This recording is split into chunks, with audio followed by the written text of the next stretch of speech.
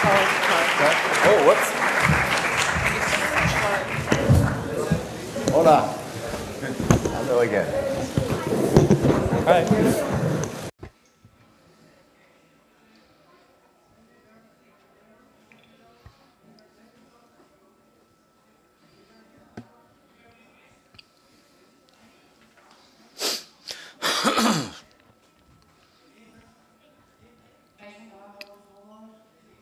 Junbukatzen, mesedez.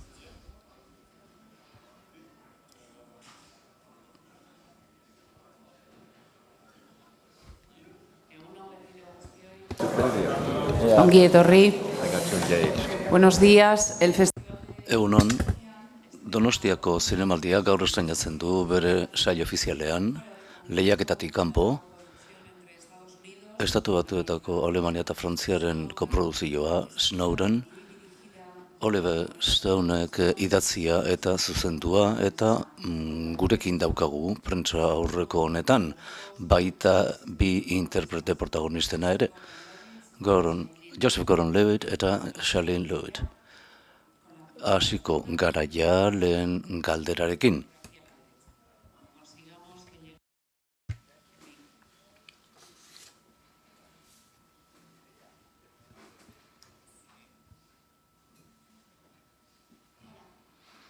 Kaixo? Galdetu nahi nion Stone jaunari. Ea, nola, hemen nago. Bueno, berdin dio. Galdetu nahi nion, nola uste duzu film honek eragina izango duela Estatu Batutako hauteskundeetan, hilabete batzu barru, zein da Snowdenen arazoa konpon zezakeen hautagaia, eta egin dakion epai justu bat, bideko bat.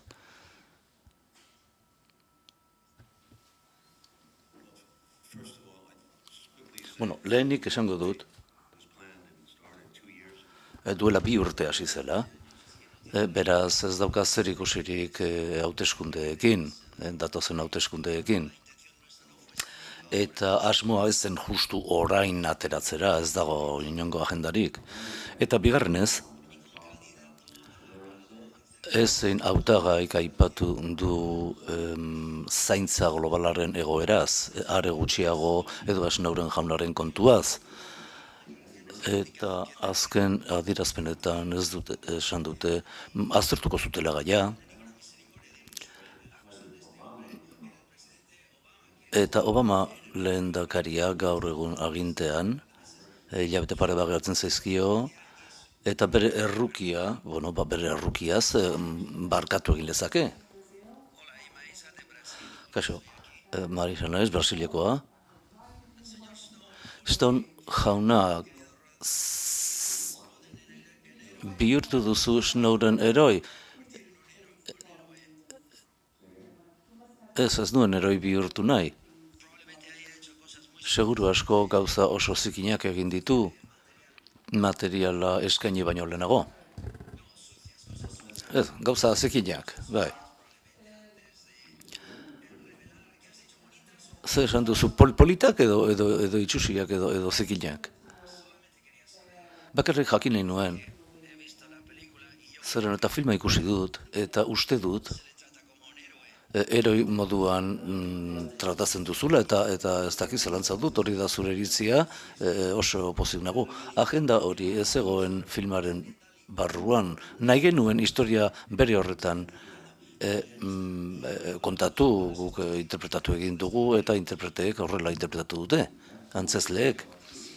Baina Snowden jaunak ere ala ikusi du, eta historiara hurbildu gara ahalik eta gehien, hitz egin dugu parte hartu dugun jende guztiarekin, oso zaila baita informazio hori lortzea, NSA-anaz ez da asko hitz egiten, eta esan du erakunde oso sekretoa dela, eta 3 pertsona bakarrik hitz egin dute NSA-az, modu irekian Benin jaunak, 2001-ean,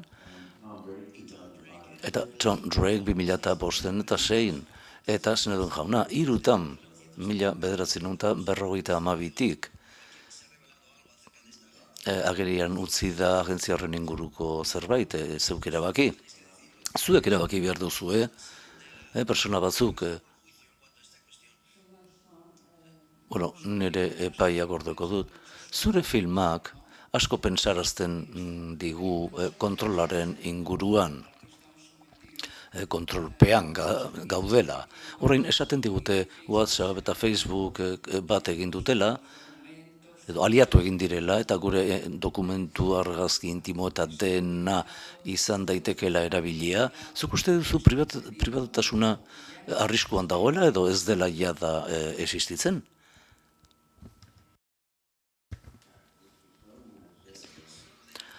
Snowden jaunak esan du pribatutasuna dela ditugun aktibo garrantzitsuenetako bat giza semea garen aldetik, eta beti izan da horrela gure kulturaren hasieratik, Jesu Kristoren aurretik. Baina dena inbadituta, edo dena inbadigarria da, hobeto esan da. Eta zerbait gaineratu nahi, Joe? Xelen?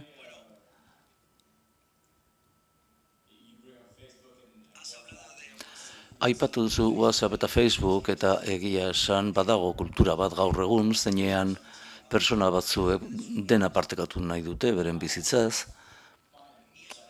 eta hori oso ongi iruditzen zait, hori aurkeratzen baduzu, adierazpide moduan hartuta, baina nik nahiago dut gauza batzuk partekatzea eta beste batzuk gordetzea. Nire bizitza pribatua, niretzat eta nire familiarentzat. Baina ez nuke esango, ongi dagoenik batera edo bestera egitea, baldin eta aukera baldin badaukagu aukeratzeko. Bai, adados nago esan duzunarekin. Kaixo, egunon.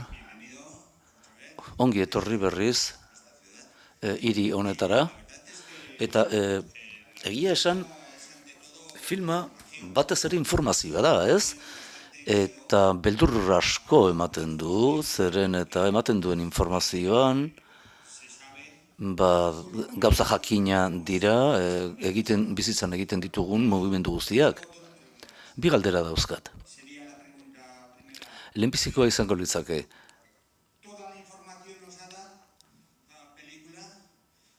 Informazio guztia ematen da filmean, edo gauza batzuk gorde behar izan dituzu. Bigarren galdera. Zuk aukeratu duzu Joseph Gordon antzagatik edo antzezle kalitateagatik?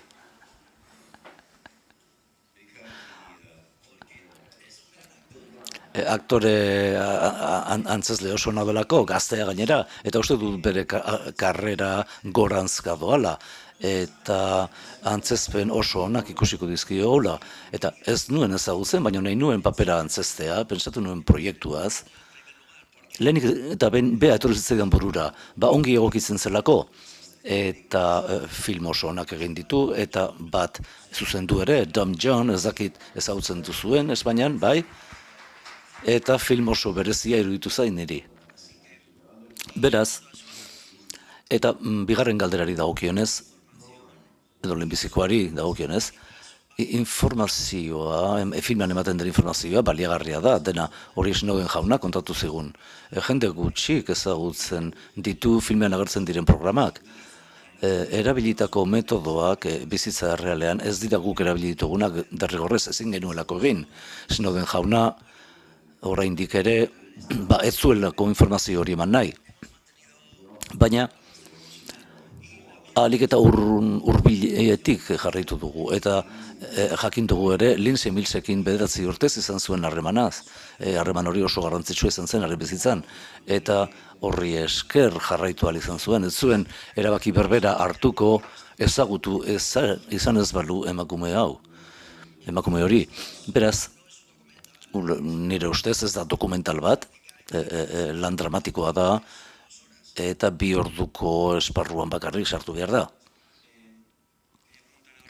Galdetu nion Oliver Stone, ea nola enfokatu zuen Snowdenen personaia, bere une intimoak Lindsayrekin,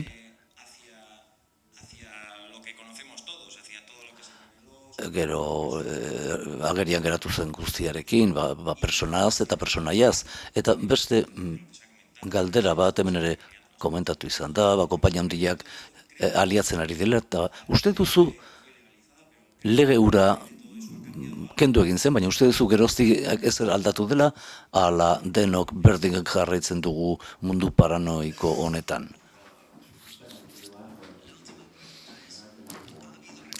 Azken galdera da, ea reformak izan dira, estatu batuetan, ea reforma txikiak dira, baina gauza batzuk aldatu dira, eta onartu egin dute persona askok, Snowdenen eragina izan duela erreforma horretan. Gertatu den beste gauza bat, da enkriptazioaren kontua, enpresa handi askotan, mundu informatikoan, ez telefonikan, enkriptazioa eskaintzen die bezerroi, uste dutelako, bestelako galdo ingo dituela. Lintzerekiko harremanari dagokionez, evoluzionatu egin da guk. Irekian hitz eginez, uste dut bederatzi bisita egin izkiola Moskun, Lintzerekin ere egon nintzen, pare bat izan nintzenarekin, eta Shelinek ere topatu zuen. Uste dut bitan edo berak ere zerbait esan kontatu lezake. Guri iruditzen zitzaigun garrantzitsua zela harreman hori. Nahi duzu pixka bat hitz egin harremanaz? Bai, Lindsay ezagutu nuen ekoizpena hasi eta 3 hilabetera, pentsatu nuen interesgarria zela, personaiarekin harreman bat beharrezkoa izaten da. Baina gidoilariak ezagutzen zuen, eta Lindsay ezagutzen zuen, eta lehen esan duzunarekin ere, ezakit nola duzun izena, baina heroi edo traidore esaten denean, errasegia da hori dena, oso kontu korapilatsua da, konplexua, eta Snowden gizaki bada, bidaia batean dago, eta filmak ekartzen duena da harremanak izateko eta empatia izateko gaitasunaz, eta ez duzu zertan ados egon hark egindako horrekin. Baina denok ikus dezakegu maitasun sakon hori, hartzen dituzten erabakietan mailaz goratzen doana. Oliverrek egin duena honekin, izan da ejemplifikatu Lindsayren harremana bizitza errealean, eta ikuslei eskaintzen digu testuinguru bat, Edward Snowdenen barneaz eta nola funtzionatzen duen. Kaso, zaila, erresa da imaginatzea internetek nola kontrolatzen duen dena, eta Snowdenekiko harreman guztia, zenbat paranoia, ez da, zeren eta pentsatzen zenuten, filmatzen ere zinetenean, zaintzapean zindutela, ez, nik ez. Nik pentsatu nuen, dena legezkoa zen, hau negozio bada, publikoa, gure asmoak azaldu genituen, gidoia offline mantendu dugu, zeren eta behar bada hakeatu egingo ziguten gidoia, ez da? Beraz, enkriptatu egin genuen, enkriptatu beharreko guztia, eta topaketak egin genituen personaz persona, interceptatzeko biderik egon ez edin, telefonoak segurtatu egiten ziren estatu batuetan, baina ekoizlea, Morris Borman, hemen daukaguna gaur, erabaki zuen gure interesean Alemaniara joan beharko genukeela filmatzera, eta Munikera joan ginen, eta bertan filmatu genuen gehiena, gero estatu batuera joan ginen, etxe zuri ingurura, eta gero berriz Hawaiiera, bertako eszenetarako, eta Hongkongera eta Moskura filmaren amaierarako. Kaixo, egunon. Galdera bat Oliver Stonentzat, ea egia den, irudipena dut filmak islatzen duela alako dezepzio bat, Obamaren administrazioaz, izan zitekeena, prometitu zuena, eta azkenean ze izan dena. esan irudipen hori iaberetakoa den. Eta Josephentzat, papera prestatzeko Snowdenekin hitz egin zuen, eta nolakoak izan ziren elkarrizketak, esan baldin badezake.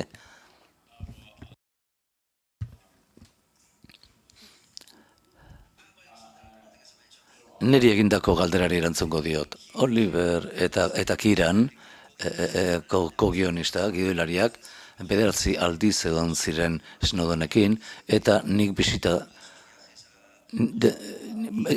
bidea horietako batean egon nintzen, Moskun, eta 4 ordu eman nituen harekin, eta haren neskarekin.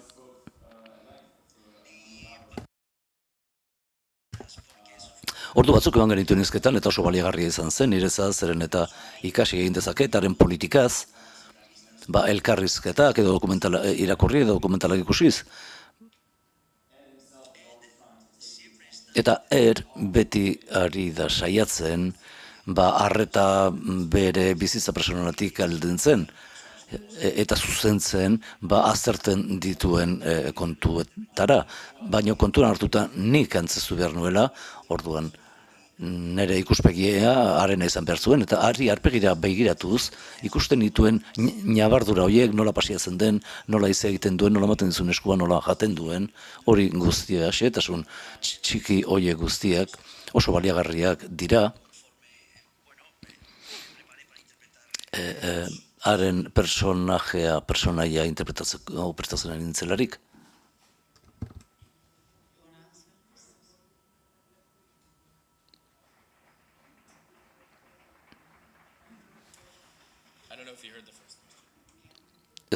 Ez dakit lehenbiziko galdera haitu duzun.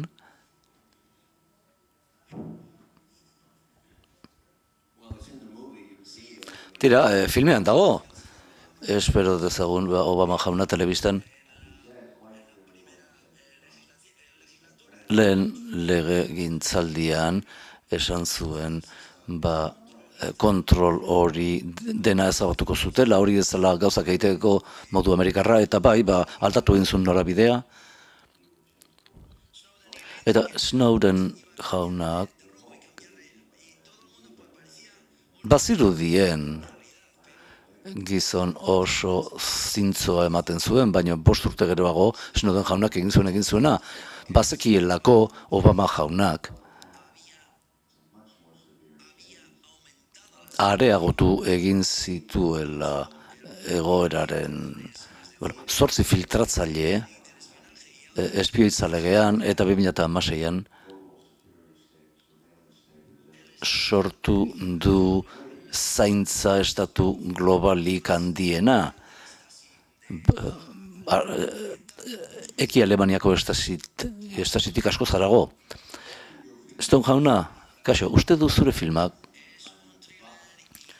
thriller bat dela eta film dramatiko oso ona, baina uste dut Snowden aurkezten duzula heroi perfecto baten modura, zaldi zuri batean gainean, eta hori gehiegizkoa da, ze oso polemikoa baita.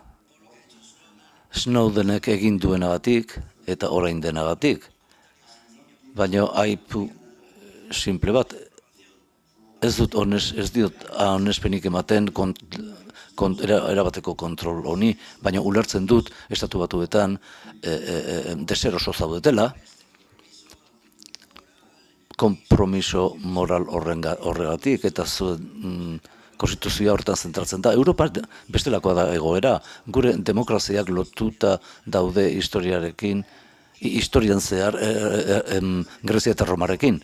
Eta galdera da, jiharen egungo egoera dela eta jende normala sartuz internet, Facebook eta osagai horiek guztiak erabiliz, Frantzian esate baterako, tragedia bat da, zer gertatu den, zer uste duzu kontrolaz, gisa honetako kontrol estrategiaz, eta jihadisten estrategiaz, eta kapitalismoa, bakarrik arduratzen zaio, enpresek dirua irabaztea. Borrokatu behar duzu egoera aldatzeko, baina Venezuelan diktaduraren alde egon zara, eta zuk deitu diozu diktadura Chavez jaunari bozka eman zioten, badakizien da zure postura, eta Espainian ere bai, baina zenbait galdera zeuden. Snowden jaunari dagokionez, zaldun txuriarena, bueno, nik ordu asko eman nituenarekin, ez nuen inoiz ikusi oso ongi ezia da, gardena ematen du, ez dirudi bizitza sekreturik duenik, nik dakidala gauetan interneten egiten duena aparte. Beraz ez dut nik akatsik ikusten, eta sortuko ziren. Nik ikusitakoa zain naiz informatzen, eta badakit ark ere ikusi zuela hori. Ez dituzu akatsak asmatzen personentzat. Behar bada akatsa zen aulegia zela arbadan egoteko hori akats bat zen. Eta batzuetan antisoziala izan zitekeela, ezin zuela, ez zelako oso gauzak adierazten, edo bere emozionak adierazten. Maite zaitut esan nahi zuen, baina ez du esaten filmaren amaiera arte, eta horiek akatsak dira, baina ezin dira akatsak asmatu, akatsik ez dituen gizunarentzat. Eta gure askatasun zibilak sakrifikatzearena terrorismogatik askotan aitu dut, Alemanek ere bai 30ko hamarkadan, naziek ere hori egin zuten, esaten zuten, zuek babesteko gaude, zuen leialtasuna behar dugu. Nik hori askotan aitu dut. Hori benetako askatasunan eriotza da, eta totalitarismoaren hasiera, tiranirarena.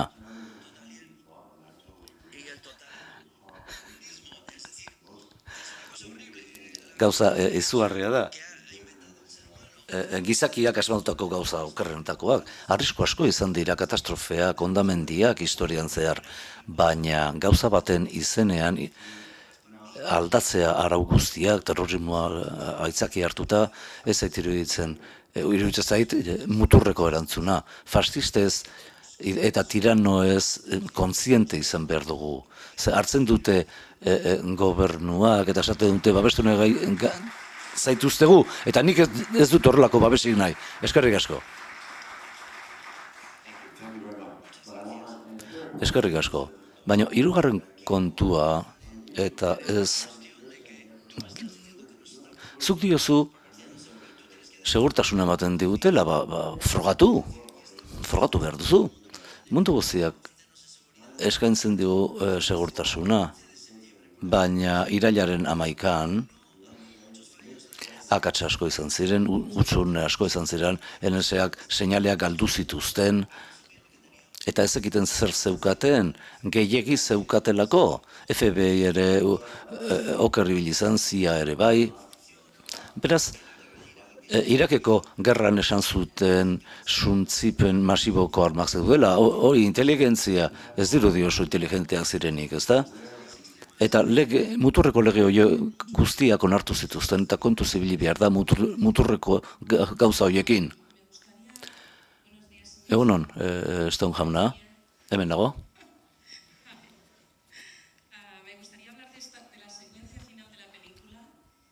Hitz egin nahi nuke filmaren azken sekuentzia, hor dago txalokada hori, txalokada handi bat.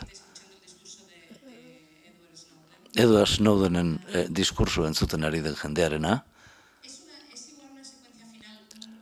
Berdin, ez ote da azken sekuentzia optimista xamarra, badirudi jendea gehiago eta gehiago erabiltzen ditula sare sozialak, baina ez dugula kontzientziarik zenbat gauza egin daitezken interneten dagoen informazioarekin. Jendearen mobilizazioan nahikoa alda horretarako. Eskerrik asko.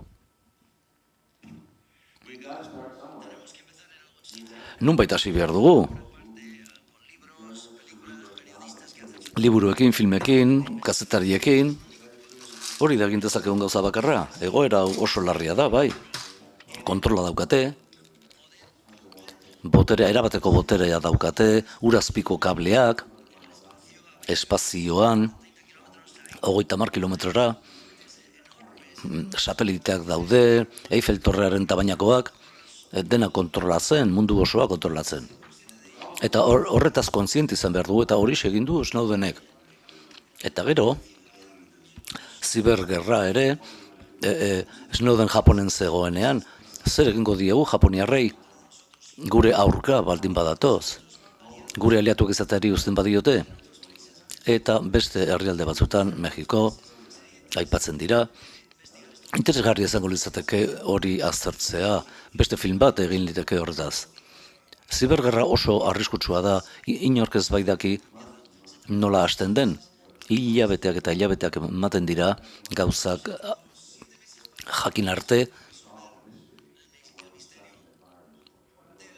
edo konpontzeko misterio hura, virus jakin bat zertan zen, ez dakit, dakizuen, behar bada persona batek badaki zertan den.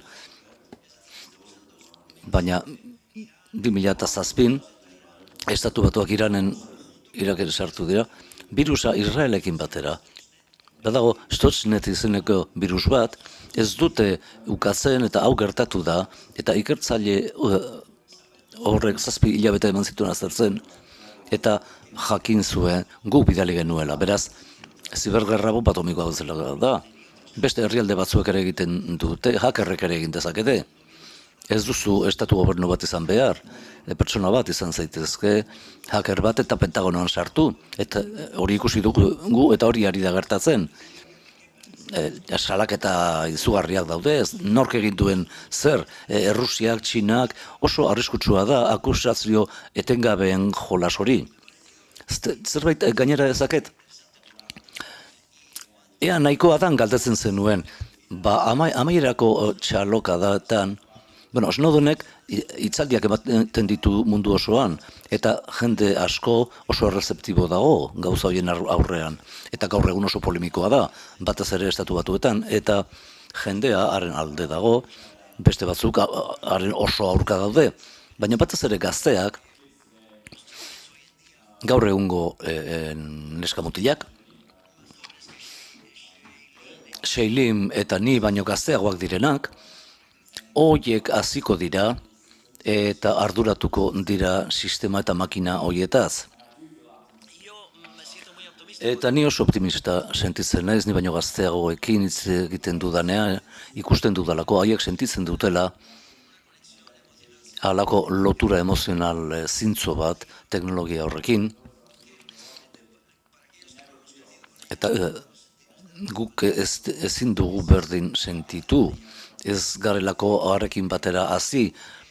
Posta elektronikoko nire lehen helbidea zen, nerabean nintzela, baina gaur egun neska mutilek ez ekiten telebistako kanal bat aldatzea, internet bakarrik ezagutu dute.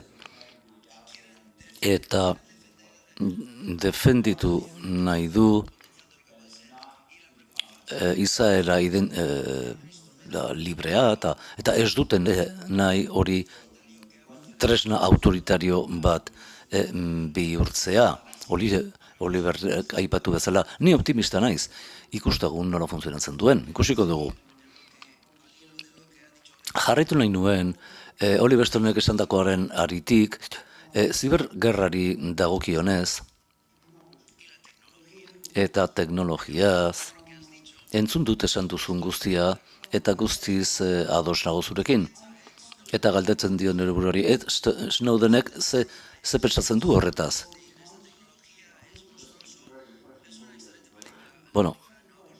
Filmak ez du kontu hori ukitzen, baina bigarren galdera konturatu naiz, ohartu naiz. Snowdenen abokatu errusiarrak lagundu zuela. Filmean ere parte hartu zuela. Horrek ikuspegi errusiar bat ematen dio. Amerikarra ez den persona bat eta egoera ulertzen duena, integratu egin da parte hori filmean edo nola sartzen da hori egoera osoa ulertzeko abokatu errusiar hori. Hori horrela da edo ez. Filma ikusi duzun bezala, egitateak aurkezten ditu, Errusiara juntzan, kendu egin zioten pasaportea airean, eta aireportuan egon zen, negoziatzen, Errusiara abokatuaren bitartez, orduan asilo eman zioten, eta estatu batuek ez zeukaten estradizio trataturik Errusiarekin, Errusiak ez zukelako, eskatuta zeukan Errusiak ze kriminal asko daude mendebaldean, lapurra handiak. Eta Errusia hoien atzetik ari zen, baina estatu batuek ez zituen tratatu hori sinatu nahi, baina gazte honek Errusiara jo zuenean, estatu batuek estradizioa eskatu nahi zuten, baina ezin. Abokatua giza eskubideen abokatu bat da, fikzio liburu bat idatzi du, totalitarianismo. Disidente batit galdekatzen dio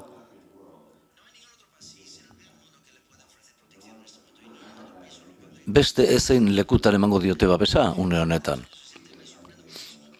Eta harrigarria da, nik gaztean nintzenean. Europa askoz independenteagoa zen, eta Suitza, Suedia, Kanadak kontuan hartuko zuketen, eta babesa emango zioten. Eta zibergerrari dagokionez teknologiaz, honetatik irteteko modu bakarra da bomba atomikoen garaian bezala, Txina, Errusia eta Estatu Batuak. Baina iruditzen zait, Estatu Batuek bere menpekotasuna ezarri duenez, eta cyber agintean egon zena, orduan ez dute horrelako trataturik nahi. Eta hori garrantzitsua da eta sakona. Baina hori aztertu egin beharko litzateke eta laguntza asko beharko litzateke. Antzezlentzat, Josefentzat, edo Snowdenkin mintzatu zara, eta Citizen4 egin zuen alegia, alderdi tekniko eta politikoak azaldu, ze presatzen zuen filmaz, zergatik nahi zuen filma hau egitea. Eta Shailini galdetu, nola eragin zaituzte Snowdenekin lan egitea. Izan ere, profesionalki urraz bat arago da, filma argita garbi politikoa da, eta bertan zuek postura hartzen duzue, jarrera hartzen duzue. Ze eragin profesional izan du horrek zuengan?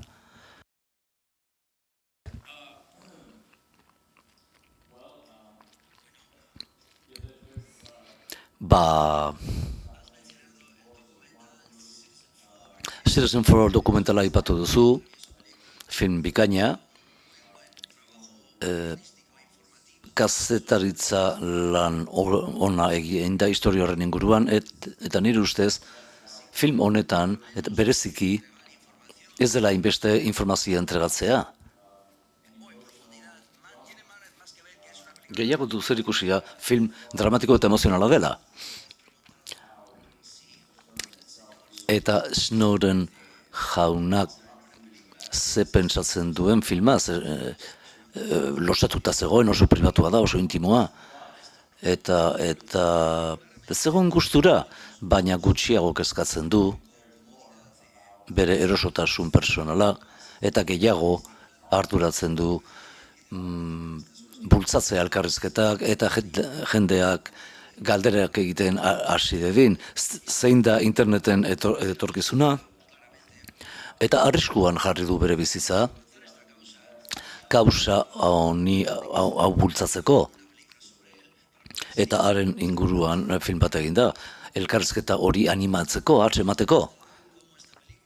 Galdetu duzu, nola eragin izan dezakeen profesionala, jarrera politikogatik? Bueno, niretzat, profesionalki zuzendari honenekin lan egin dut, eta nire antzezle aktore kutxunekin, baina horretaz aparte esan dezakegu gertakari historiko bat dela, denbora errealean gertatzen nahi dena, eta guztioi eragiten diguna.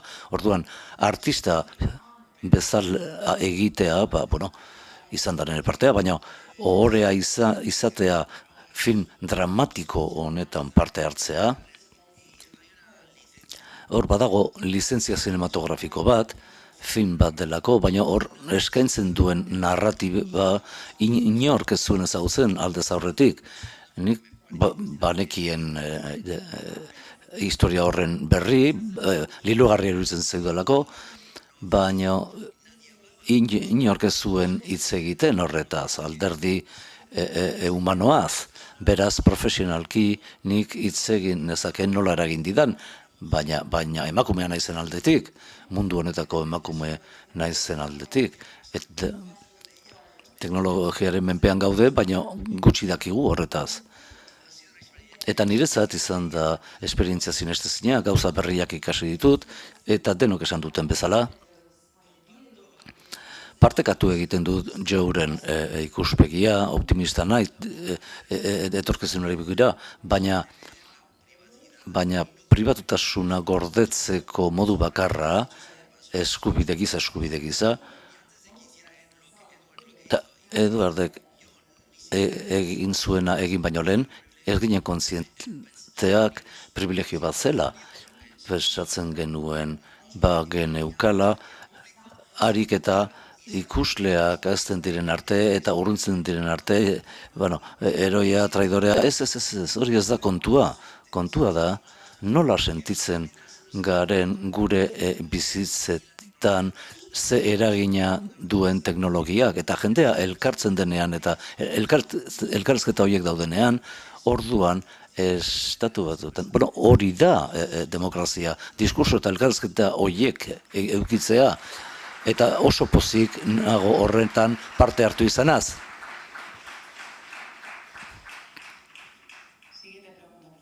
Urrengo galdera mesedez, Eston jauna, konservutago naiz, Perukoa. Jakin nahi nuen, ikusi dugu nolakoa izan den Bushen gobernua eta Obamarena itxaropen moduen ikusten zait, baina nola ikusten duzu orain dezepzioaren ondoren etorkizun politikoa estatu batuetan?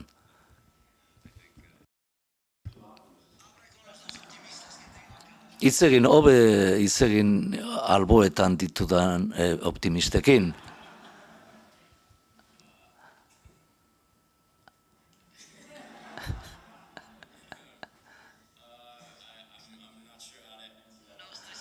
Ez nago seguru nola erantzun horri modu optimista batean, ez paso.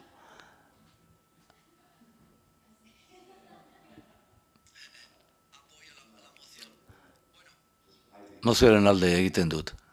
Tira, nire ustez,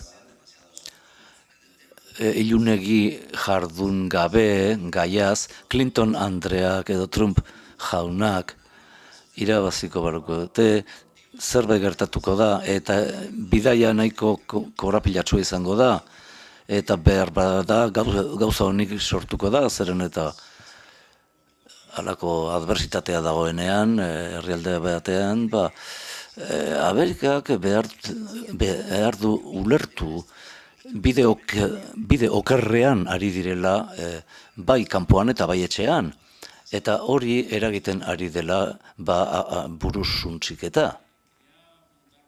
Egunon, galdetu nahi nuen, filmaren estrainaldiarekin batera, esate baterako, NSAk eta CIA-ak txosten bat ate dute,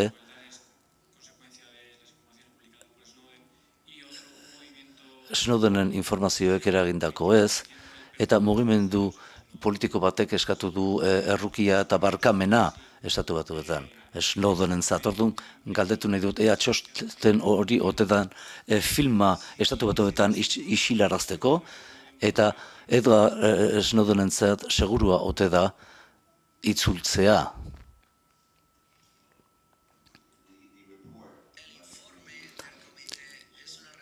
Batzordearen txostena da jarri zuten berbera, odola duzu eskuetan, Amerikarren odolaren erantzulea dira, eta baina agentzia berberak dira, eta horiek ere zaintza egoera horren alde bozkatu dutenak. Beraz, ez daila da bestelakorik egitea. Inoiz ez da segurtatu izan zer egin duten, Snowden zer egin du inor kaltetzeko, hasieran esaten zen nola funtzionatzen zuen zaintzak, Gero azkenan persona bakarra aipatzen zuten taksilari bat Amerikan. $5 transferentzia bat egin zuena Somaliara. Eta esaten dute, $1 eskuetan, urteetan zehar 60ko hamarkada arte, baina ez dute inongo frogarik. Fidatu egin behar, esan behar diozu herri Amerikarrari. Snowden jauna ezin dute epaiketara eraman Estatu Batuetan. Aplikatuko liokete espioitza legea eta beak nahi du jende aurrean bere burua defendatu.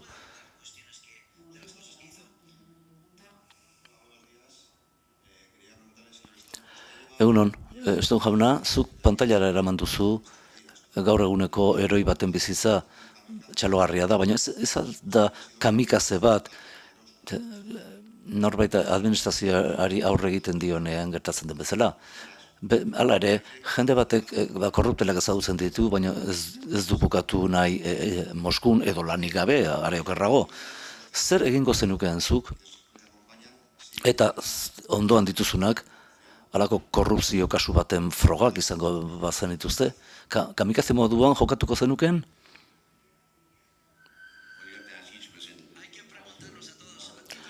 Hori gauza individuala da, nik ezingo nuke, nik 29 urteekin, nik ez neukan kontzientzia hori. Urte asko eman nituen gauza gehiago deskubritzeko munduaren inguruan.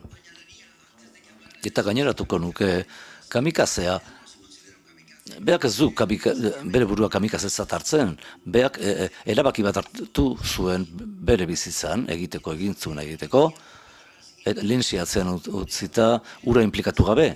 Pentsatu zuen, aukera bat zegoela, hil zezaten edo kartzelan urteak emateko. Ez zeukan ies planik, oso pozik zegoen kazetariei informazioa eskaintzeaz. Ikusten duzu informazioa ezabatu egiten duela, eta baina esaten du, aurrerantzean zuen ardura da, esaten die kazetariei. Eraman jendeari, herriari, personei, ea arrazoi nuen edo ez. Baina jendea ez da ulertzera iritsi informazioaren konplexutasuna eta sofistikazioa. NSA-ren eta CIA-ren kasuan. Niretzat personalki ez dut inoiz bizitza arriskuan jarri. Ez egia da. Bestelakoa naiz, Oliver Vietnamen egon zen, nik ez burrukatu inun, beraz ezingo nuke esan zer egingo otenuken edo ez, premiarik izan ez dudalako, baina oso eskertzekoa da Snowdenek egin izana, eta nik ere gauza bera diot, ez dut inoiz bizitza arriskuan jarri, ez zein kausarentzat, adore handia behar da, Edward Snowdenek egin zuen egiteko, eta ez duzu zure buruaz pentsatu behar, eta hori sinestezina da, patriota hitza erabiltzen da Amerikan sarri askotan, eta uste dut bea dela gure herrialdeko patriotarik handiena, demokrazian sinesten duelako, herrian sinesten duelako, eta gobernuan sinesten duelako. Halako neurrian, onprest zegoen, bizitza eta bere maitasuna, eta dena arriskuan jartzeko, guri aukera emateko, geure bizitzak begiratzeko, eta nola nahi ditugun gauzak aldatu datozen belonaldientzat. Herria aholduntzea demokrazia batean funtzionatu ahal izateko. Eskerrik asko zuei.